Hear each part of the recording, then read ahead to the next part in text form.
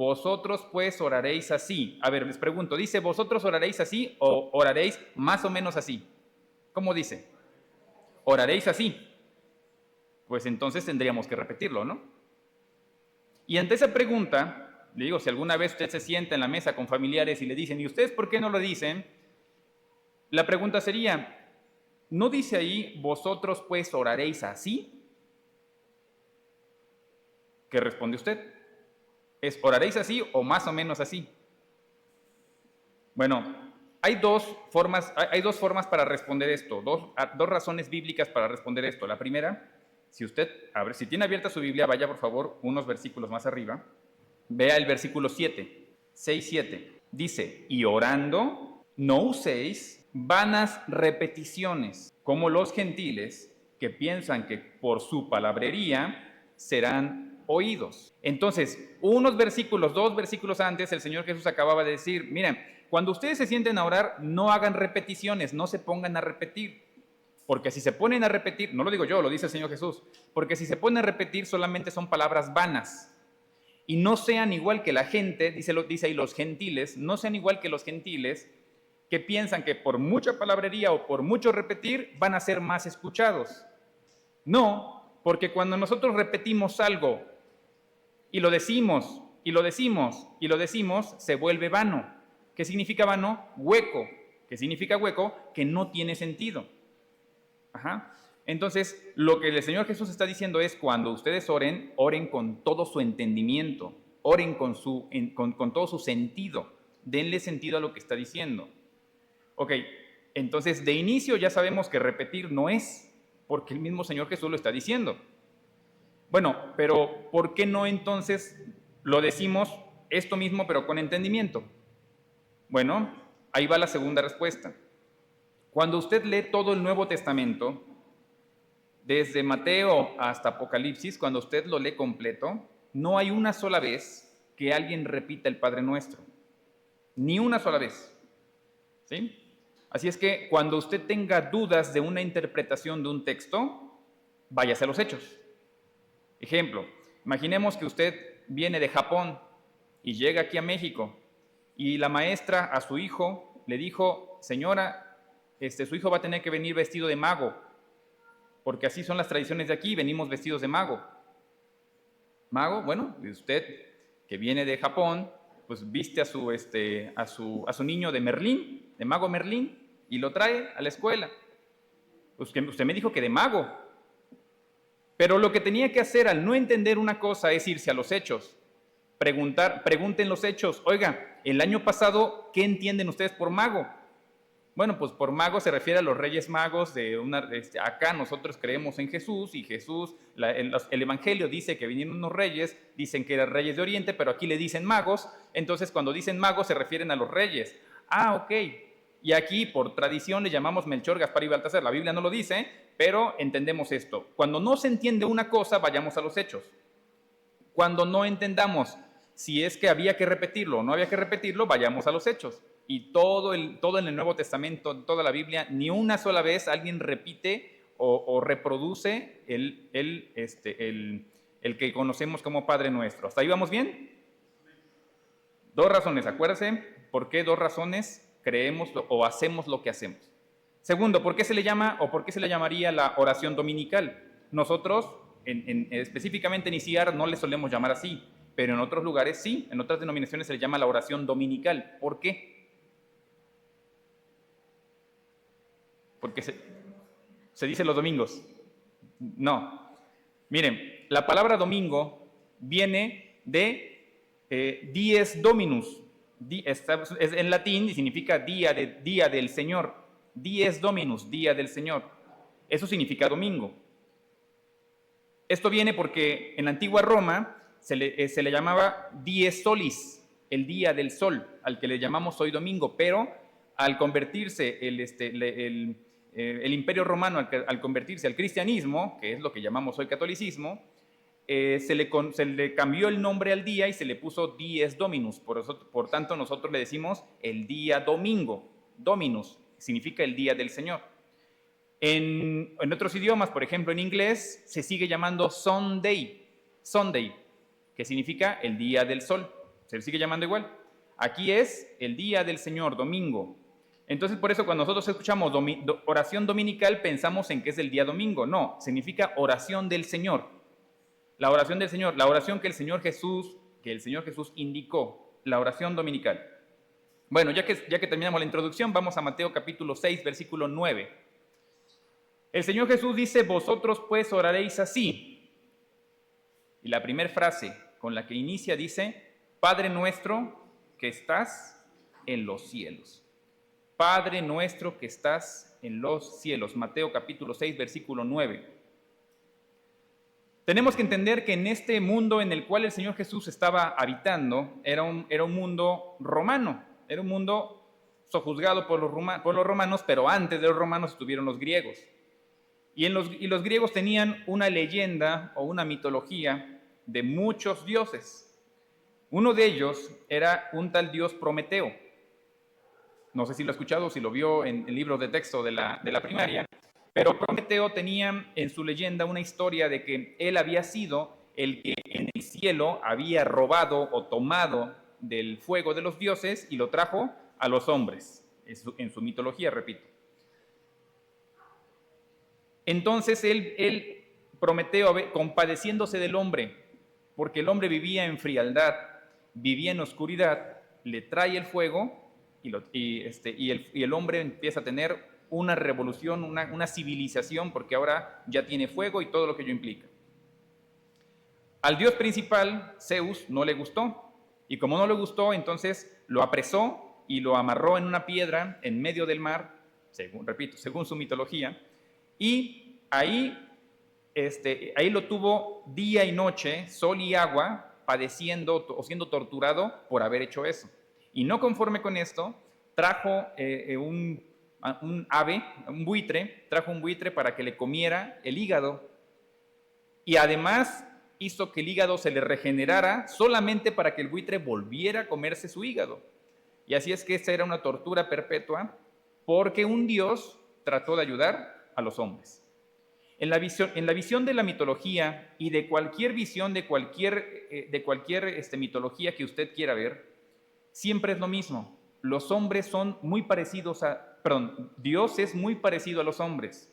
En cualquier mitología que usted vea, se va a dar cuenta que los dioses que se inventan en las religiones siempre son muy parecidos a los hombres. Son dioses que les gusta el vino, son dioses que les gusta mentir, dioses que les gusta tener varias mujeres, dioses que tienen hijos regados por doquier, dioses que se matan entre ellos, dioses que son envidiosos, que no quieren darle el beneficio por ejemplo, en este caso, del fuego a los hombres. Pero a diferencia de esto, el Dios de la Biblia es un Dios muy distinto. Es el Dios que tanto amó a su creación, que tanto amó al mundo, que envió a su propio Hijo a morir por y a favor del mundo, para que el mundo pudiera ser salvo por él. En ninguna mitología se le podría llamar Padre en el sentido en el que se le llama Padre aquí. Nosotros decimos, o el Señor Jesús nos enseña a decir Padre nuestro en el entendido de lo que es un buen padre. Un padre que da, un padre que ama, un padre que educa, un padre que enseña. Un padre que atesora para sus hijos, un padre que no solamente da bienes, sino que también da cariño, que también da contacto. Ese es el Dios en el cual está hablando aquí. Padre nuestro que estás en los cielos. Sin embargo, la segunda parte donde dice estás en los cielos, trata de hacer una división de que sí, es nuestro Padre, sí, es Padre en el sentido de proveedor, es en el sentido de creador, de origen, es el sentido de amor, pero está en los cielos, haciendo una diferencia, haciendo una división de que tú y yo estamos en la tierra y Él está en los cielos. No como lejanía, sino como estado. Nosotros estamos en un estado material y el Señor está en un estado espiritual. El estado material es inferior al estado espiritual y por tanto tenemos siempre que tener bien en claro que somos inferiores a Dios. Tenemos que tener en claro siempre, con eso nos enseña, con esta frase, Padre nuestro que estás en los cielos, nos enseña a que tenemos que siempre tener los pies sobre la tierra en quienes somos. ¿Se acuerdan que hay una frase que dice, te acuerdas de que somos polvo? Al hombre es muy fácil que se le pierdan los pies, es muy fácil que pierda la tierra, de muchas maneras. Una de ellas usted lo sabrá, seguramente conoce usted a alguien que nació pobre, creció pobre de niño, pero que de repente tuvo dinero. ¿Qué le pasa? O sea, se vuelve loco. De repente ya siempre anduvo a pie, siempre anduvo en camión y ahora ya trae una camionetona, porque no se conforma con un cochecito, es una camionetona, ¿no? Tiene que ser monstruosa. Nunca tuvo a lo mejor una joya y de repente trae un pedazote de oro, ¿no? Brillante. Y no lo quiere para sí, porque no se lo esconde, sino que lo trae por fuera. ¿Verdad? Dice, es que a mí me gusta el oro. Si te gusta el oro, te gusta que te vean el oro. Ah, no, es para mí. Ah, bueno, si fuera para ti, la tendráis por dentro, ¿verdad? Pero como es para presumir a los demás, la traes por fuera. Es como Superman, que trae los calzoncillos por fuera. ¿Por qué?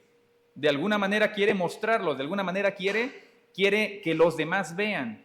¿Por qué? Porque perdió el piso. No solamente pasa con eso, también pasa con el joven que a lo mejor tiene buen rostro, a lo mejor tiene buen cuerpo, y ya llega a cierta edad y se da cuenta que una mujer no le basta, que una joven no le basta, y dice, cuidado porque ando suelto, ¿no? Y a cualquiera que se deje, ya se la está conquistando, porque se da cuenta de su belleza. Lo mismo pasa con una mujer, se da cuenta que tiene una belleza y pierde también el estribo y siente que ya merece mucho y siente que los humos ya se los subieron, que nadie la soporta, que nadie la aguanta, que nadie la merece más bien. Aquí lo que está diciendo es, Padre nuestro, nosotros aquí en la tierra, y tú estás en los cielos. Tú eres superior a mí, yo soy inferior a ti. ¿Sí, man?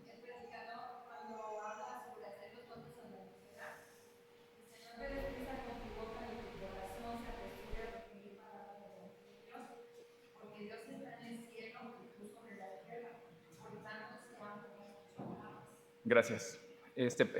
Voy a repetir lo que dijo nuestra hermana porque no se escucha en el streaming para quien esté viendo en internet.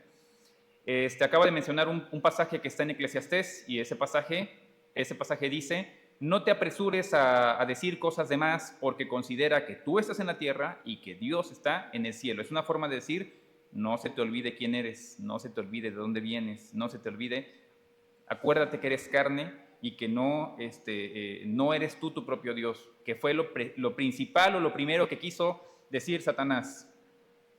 ¿Se acuerdan la primera mentira de Satanás con Adán y Eva? Serás como Dios. Eso es. Y hasta el día de hoy, eso está muy vigente. Les platicaba yo a los jóvenes que uno de los argumentos principales por si alguien alguna vez ha dudado de la veracidad de la Biblia, podríamos discutir sobre si es veraz o no, pero hay una de las cosas que son indiscutibles. Una de ellas es que Dios dice que hizo al hombre a su imagen y a su semejanza. Si lo hizo a su imagen y a su semejanza, significa que nosotros somos como Él. ¿En qué sentido? Somos como Él en el sentido mental, en el sentido espiritual, en el sentido emocional, pero también tenemos ese mismo sentido de creación. Dios es creador. De la misma manera nosotros somos criaturas que nos gusta crear. Y la máxima cúspide de nuestra creación hasta el día de hoy es la inteligencia artificial. Y hemos hecho inteligencia artificial que usted la trae ahora en su celular y tal vez no sepa usarla, pero ahí la trae en su celular. Inteligencia artificial con la cual podemos hablar. Y esa inteligencia es más inteligente entre más se parece a nosotros. ¿Verdad? No sé si lo ha escuchado, que hasta la inteligencia artificial ahora puede reír, puede hacer pausas, puede hacer titubeos como lo acabo de hacer ahora. Este tipo de cosas solamente indican que nosotros estamos diciendo quiero parecerme a Dios quiero yo crear a alguien, a una inteligencia artificial, a mi imagen y a mi semejanza. Y eso comprueba que nosotros estamos hechos a imagen y semejanza de Dios. Bueno, pasamos al siguiente tema. Dice, si seguimos leyendo Mateo 6, dice, santificado sea tu nombre. ¿Qué es eso de santificado? ¿Qué significa santificado? La palabra santo sabemos que significa apartado, apartar. Algo algo que es santo se considera que es apartado.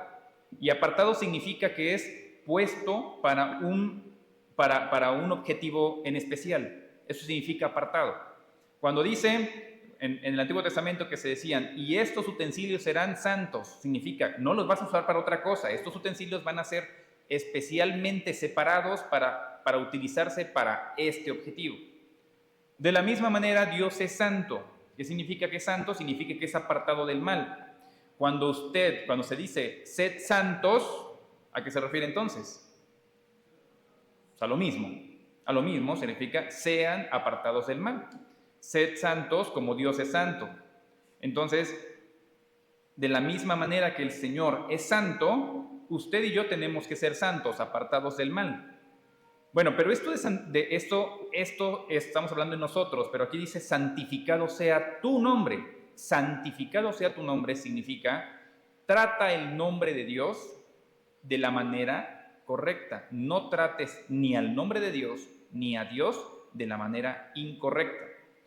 No trates a Dios, perdón la expresión, no trates a Dios como cualquier cosa. No trates a Dios como si fuera nada. ¿Qué pasa cuando nosotros tenemos un problema y decimos, ¡ay, Diosito, ayúdame! Diosito. ¿Dios acaso será un ser al cual tengamos que hablarle en diminutivo? ¿Diosito? ¿Usted tiene un Dios chiquito? O sea, al contrario, es el Dios magnánimo, creador del cielo y de la tierra. No podemos decirle Diosito. Diosito será Zeus, a lo mejor, Prometeo, cualquier otro Dios que es Dios con D minúscula, pero el Dios con D mayúscula es eso, Dios, mi Señor, mi Salvador. Pero cuando decimos Diosito lo decimos a la ligereza, porque así estamos acostumbrados, porque desde chiquitos lo escuchamos, porque desde chiquitos nos enseñaron, porque desde muy pequeños nos pusieron un Dios a la imagen y a la semejanza de aquel que nos lo enseñó. Y así es que, no digo que sea el caso, pero tal vez si mi madre me compartió un Dios, tal vez me compartió a su Dios, a lo que ella pensaba en un Dios, y tal vez me dijo, Dios te está viendo desde el cielo y está viendo si te portas bien o te portas mal. En realidad eso es ella, así es ella. A lo mejor mi padre me dijo, si te portas mal, Dios te va a castigar. Eso es como es Él. Porque nosotros solemos transmitir a Dios como somos nosotros, repito, transmitimos al Dios a nuestra imagen y a nuestra semejanza. Pero no es eso lo que tenemos que transmitir al Dios de la Biblia. Que el Dios de la Biblia es tanto amor como severidad también. ¿Ha escuchado a aquellas personas que dicen, Dios me va a perdonar cualquier cosa que haga? Incluso hubo un autor que dijo, para eso está. Dios tiene que perdonarme, pues para eso está. Y otros dicen, bueno, si Dios es amor, ¿por qué le desagradaría cómo vivo yo? Si es amor, ¿no? Bueno, no. Esa es la concepción que tú quieres formar de tu propio Dios. Ni siquiera es el Dios que yo creo, es el Dios que está aquí. Porque el Dios que está aquí, creador del cielo y de la tierra, tengo que creer en Él, me agrade o no me agrade. Igual con jóvenes llevamos una serie de enseñanzas acerca de ateísmo. Y cuando hablamos del ateísmo, veíamos que en muchas ocasiones lo que la gente tiene son solamente objeciones sobre cosas que no le gustan de Dios. Es que no me gusta que tu Dios me tenga que imponer cómo vivo. Ok, pero entonces no eres ateo. Ateo es el que cree o el que sabe que no existe Dios. Lo que tú eres más bien es una persona que está inconforme con Dios. Eso sí te lo creo. Y te soy sincero, pues a mí tampoco, a mi carne tampoco me gustan muchas cosas de Dios, a mi carne. ¿Por qué? Pues porque mi carne quiere hacer lo que la carne quiere. Pues si te soy sincero, en ese caso soy igual que tú, a mi carne. Pero, ¿qué otra cosa tienes? ¿Tienes alguna prueba de que Dios no exista? Sí, lo que pasa es que si Dios fuera tan bueno, ¿por qué habrían tantos niños enfermos? Bueno, nuevamente, solamente lo que estás diciendo es que no estás acorde o no estás a gusto con Dios. Pero esto es igual a que si yo dijera, ¿sabes qué? La gravedad no existe, porque si existiera, entonces ¿por qué permite que se peguen muchos niños y que se rompan la cabeza? Bueno, pues es que eso a lo mejor es algo que no te agrade de la gravedad, pero ni le pone ni le quita la gravedad. La gravedad es como es y ya. ¿Sí? Si te gusta cómo actúa Dios o no te gusta, ese ya es problema de cada quien.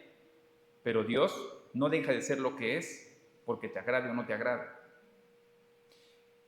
Cuando dice santificado sea tu nombre, significa separa a Dios o ponle a Dios, pon a Dios en su lugar, en el lugar que le corresponde.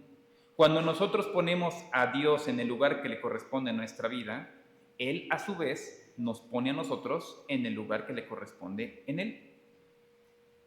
Pero cuando nosotros hacemos a un lado a Dios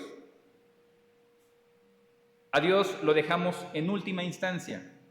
Y nos acordamos de Él solamente un día a la semana. Y eso cuando bien nos va, ¿no? Y cuando Dios le decimos, sí, Señor, creo en ti, Diosito, sí, Señor, tú sabes que yo creo en ti, que soy muy bueno, pero nada más. Las acciones, las cosas como por ejemplo el amor, ¿se muestra solamente en decir que amo?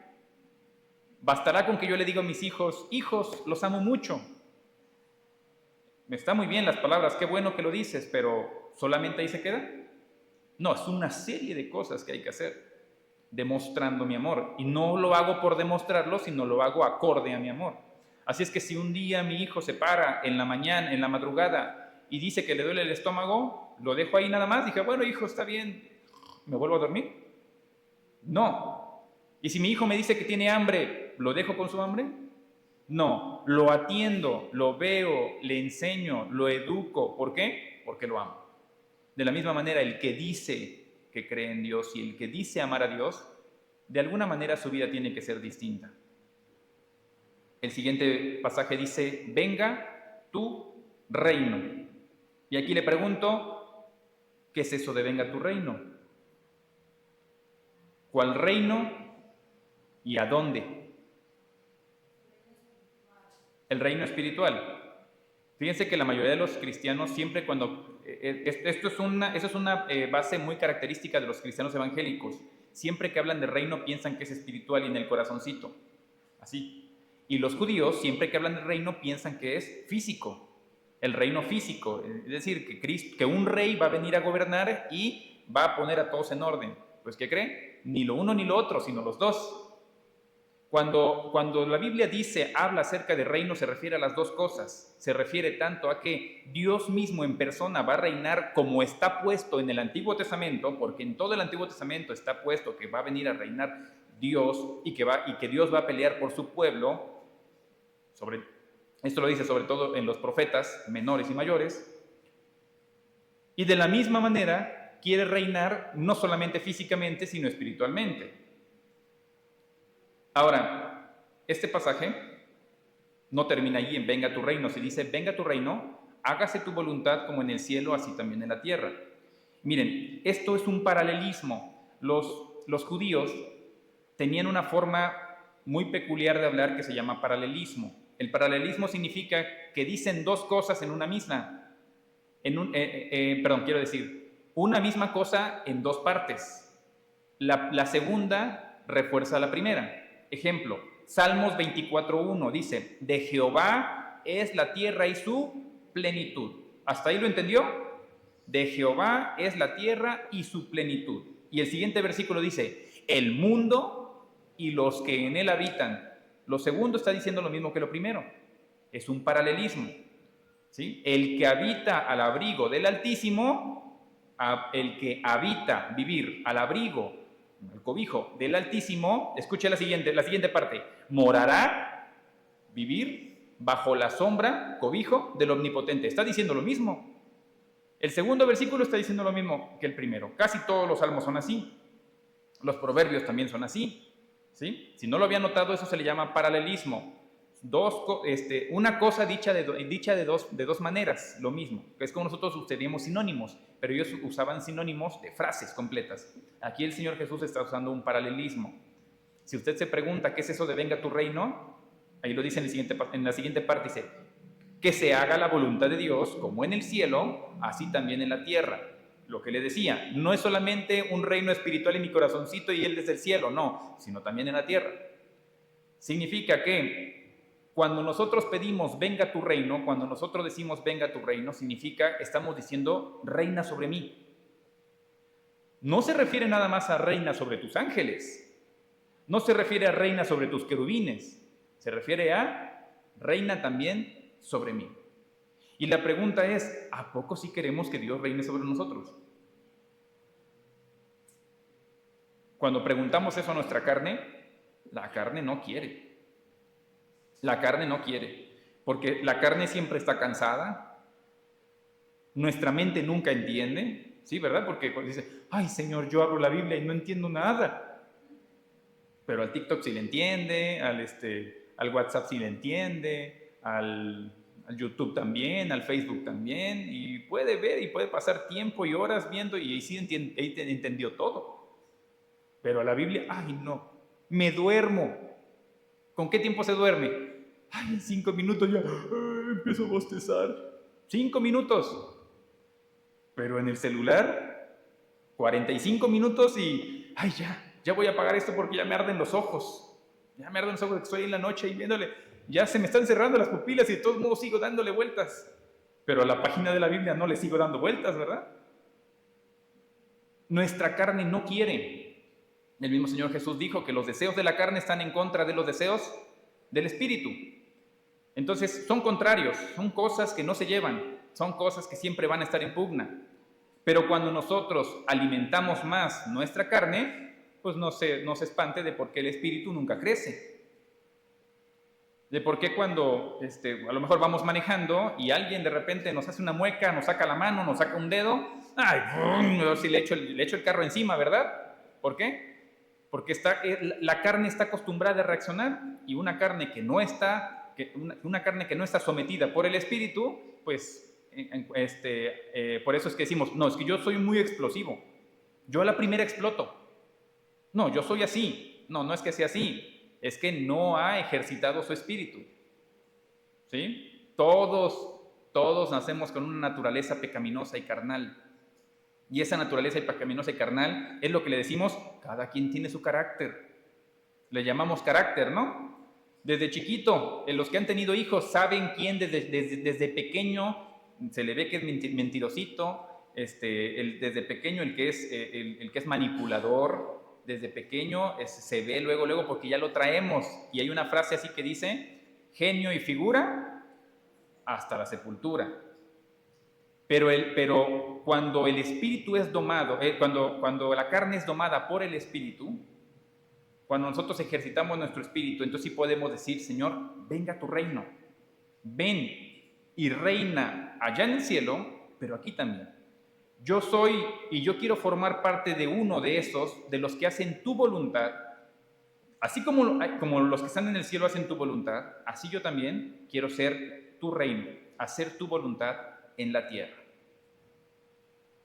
El pan nuestro de cada día, dánoslo hoy, Mateo 6:11.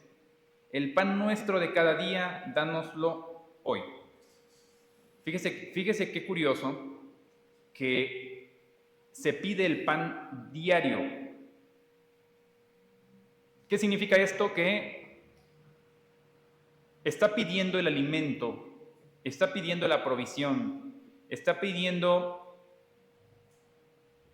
lo que es necesario para el sustento al día. Y a nosotros no nos gusta justamente esa frase, somos contrarios a esa frase de vivir al día. ¿Sí lo he escuchado? Vivir al día. ¿Quién quiere vivir al día? Pues no. Nosotros, si es posible, nosotros quisiéramos pedir el pan de este día, de mañana, del siguiente mes y del siguiente año. Y no conformes con eso, atesoramos pan para la siguiente generación, para mis hijos. Y si no fuera necesario, y si fuera posible, quiero atesorar para mis nietos, ¿verdad? Porque buscamos el pan, queremos juntar pan y queremos juntar provisión para nosotros, para nuestros hijos y para nuestros nietos. No es que sea malo esto, no es que sea malo que busquemos, dice la palabra de Dios que los padres atesoran para los hijos y no los hijos para los padres. No es que sea malo que queramos proveer, pero el punto es que esto mismo genera que nosotros caigamos en tantos problemas, pecados, tranzas, con tal de poder atesorar y atesorar. ¿Hermano?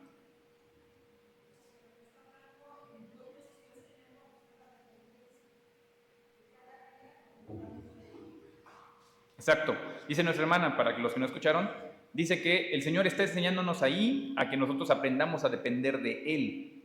Es correcto, que aprendamos a depender del Señor y no de nuestras propias fuerzas. Fíjense cómo aquí le está pidiendo, el Señor en la oración modelo, está pidiendo a Dios el pan de cada día que se ha puesto hoy. Eso tampoco contradice el hecho de que tengamos que trabajar.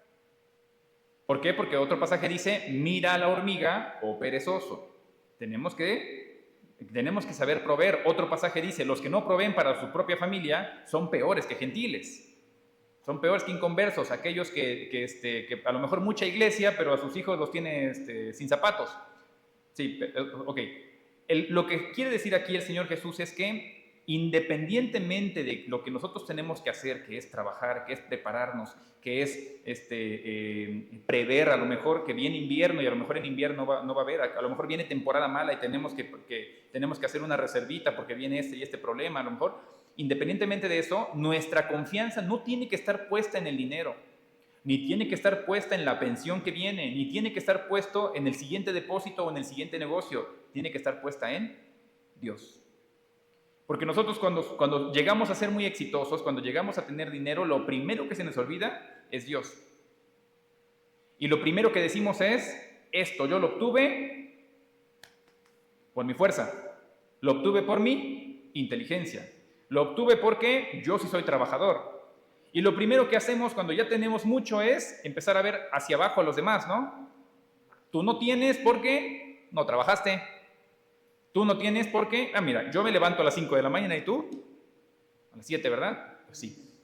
Tal vez sea cierto, tal vez no. Tal vez sea verdad que lo obtuvo por fuerza o por inteligencia, tal vez sea verdad. Pero cuando se pone a presumir eso, significa que es un corazón que ya se enalteció, que ya perdió el piso, que es lo que decíamos al principio. Y dice, y perdónanos nuestras deudas, como también nosotros perdonamos a nuestros deudores. Fíjese que estuve viendo que en Lucas 11 dice, perdónanos nuestras ofensas. Y aquí dice, perdónanos nuestras deudas. Perdón, dice, perdónanos nuestros pecados.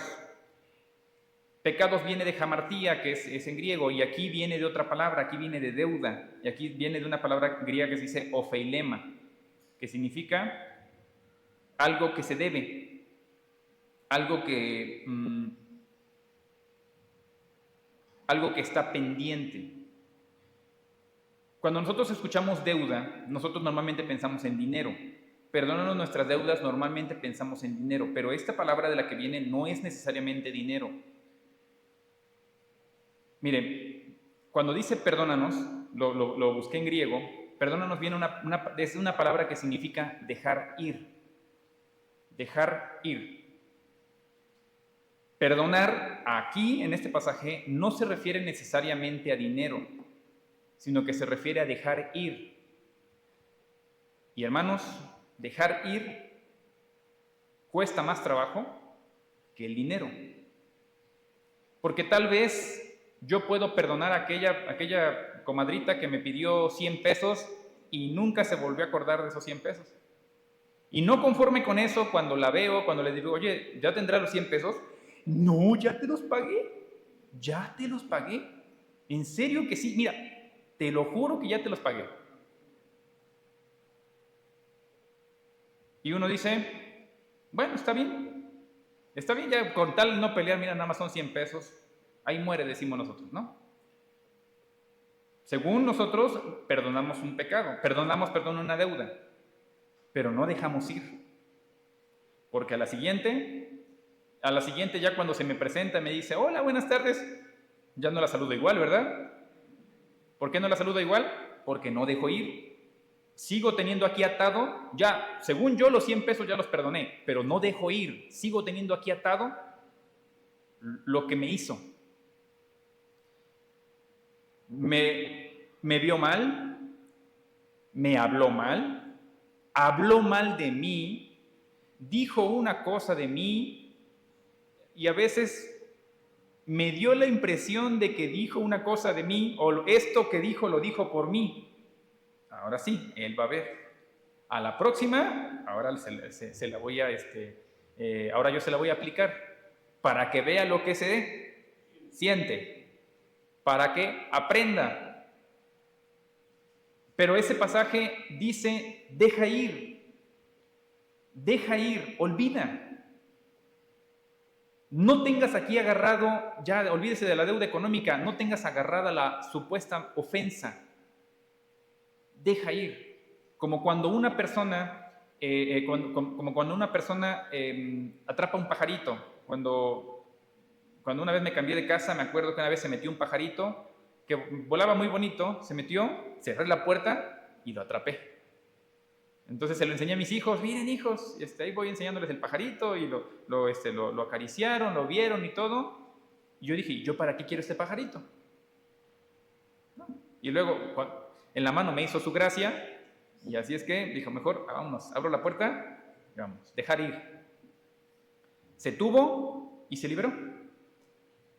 Hermanos, si nosotros aprendemos a dejar ir, entonces podremos estar en una capacidad moral para poder decir de la misma manera, Señor, perdóname a mí. Porque es muy bonito venir, hincarse, orar y pedirle a Dios que Él haga algo que yo no estoy dispuesto a hacer. Señor, cámbiame. Cámbiame. ¿Y a poco si quieres cambiar? No, pero tú cámbiame, Señor. Señor, quítame este rencor. Ok, ¿y si quieres que se te vaya el rencor? No, es sabroso. Señor, quítame estas ganas de vengarme. ¿Y si en serio sí quieres que se te vaya? No. O sea, pero quítamelas, pero yo no las suelto. Siguiente pasaje dice, y no nos metas en tentación, mas líbranos del mal. Hasta aquí, fíjese lo curioso. Hasta aquí han habido peticiones, y estas peticiones han sido 3 peticiones personales. ¿Recuerda usted la primera petición? El pan nuestro, una petición para mi persona, es la primera es la del pan nuestro de cada día, dánoslo hoy. Esa es una petición presente. La siguiente, perdónanos nuestras deudas, como también nosotros perdonamos a nuestros deudores. Cuando hablamos de eso, hablamos del pasado. Acuérdate cómo en el pasado yo he perdonado a otros, Señor, como yo lo hago también, por favor, perdóname a mí. Y no me metas en el futuro, no me metas en tentación, mas líbrame del mal. Son 3 peticiones personales que abarcan el presente, el pasado y el futuro. Son tres peticiones personales que indican en la persona que está orando, indican que es una persona que confía, que pone en Dios su presente, su pasado y su futuro. Hermanos, para que nosotros podamos un día poner en el Señor el presente, el pasado y el futuro, solamente se puede si nosotros ponemos toda nuestra confianza en el Señor y si el Espíritu Santo pone en nuestra vida ese deseo de poder seguir al Señor en el presente, en el pasado y en el futuro. Fíjese también cómo esta visión también es trinitaria. Cuando se dice, dame hoy el pan de cada día, se está refiriendo a Dios como un proviso, como alguien que provee. Y alguien que provee es un padre.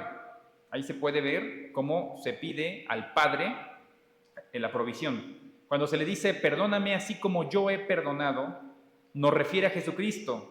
¿Quién fue el que en la cruz dijo, perdónalos porque no saben lo que hacen? Jesucristo. Y dice, no me metas en tentación, mas líbrame del mal. En el futuro, el Espíritu Santo. ¿Por qué el Espíritu Santo? Porque Él es el que redarguye de pecado.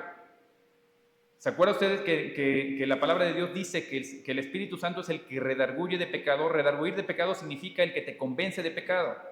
El que te convence que algo que estás haciendo mal está mal es el Espíritu Santo, a lo que nosotros a veces le llamamos conciencia.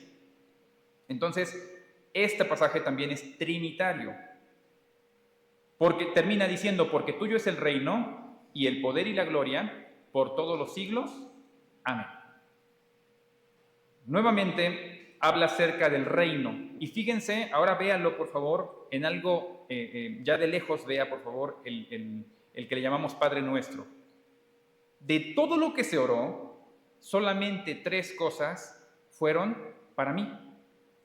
El resto, desde principio, fue exaltar a Dios y a su reino. Y termina otra vez exaltando a Dios y a su reino. Significa, hermanos, que en la oración lo menos importante es usted.